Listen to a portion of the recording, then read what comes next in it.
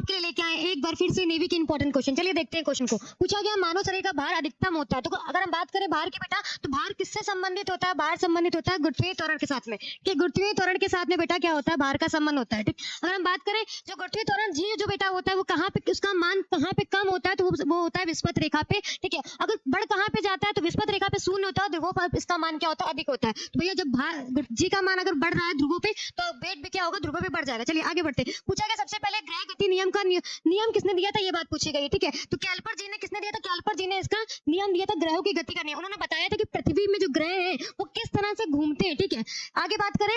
आगे पूछा गया रेशम कीट पालन को कहते हैं, जो रेशम के अध्ययन को कहते हैं, क्या बोला जाता है? उसको बोलते हैं सेरिकल्चर।